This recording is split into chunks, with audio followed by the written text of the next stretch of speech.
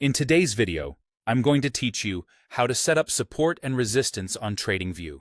By the end, you'll know exactly where to find the tools that mark these critical price levels and how to use them confidently on any chart. First, open your chart in TradingView. Choose the market and time frame you care about, then give yourself a clear view of price action. Zoom in or out so you can see recent highs and lows, because support and resistance are all about areas where price has repeatedly paused, bounced, or reversed. A clean, uncluttered chart will make these levels easier to spot and evaluate. Next, click Indicators at the top of the platform. This opens the indicator panel with a search bar. This is where you'll find built-in tools and community scripts that can automatically plot support and resistance levels for you. Start by typing support and resistance into the search bar. You'll see a range of options, often with different methods of detecting swing highs and lows.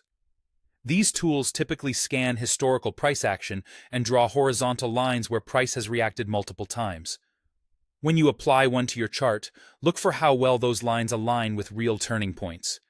If it gives you too many levels, consider reducing sensitivity in its settings or hiding minor lines so the main zones stand out. The goal is clarity, not clutter. Now search for Pivot Point Standard. This is a classic built-in indicator that calculates a central pivot along with support and resistance levels for the selected period. You'll immediately see labeled lines like S1, S2, R1, and R2, which many traders use as objective reference points. If you trade intraday, pivots based on shorter periods can be useful, while higher time frame pivots are often better for swing trading. Watch how price behaves as it approaches a pivot level. Strong reactions there can mark meaningful zones to plan trades around. Finally, search for auto support resistance. This family of tools automatically detects key horizontal zones by scanning for repeated rejections and consolidations. Many versions allow you to adjust how aggressively they identify levels. If you notice too many lines, reduce the detection sensitivity so only the most meaningful areas remain. Use these automated zones as a guide, then compare them with visible swing highs, lows, and round numbers to build confidence in the levels.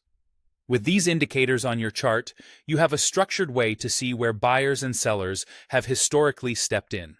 Keep your charts readable, focus on the levels that price respects. And remember, these tools highlight areas of interest, but your confirmation comes from how price reacts when it returns to those zones.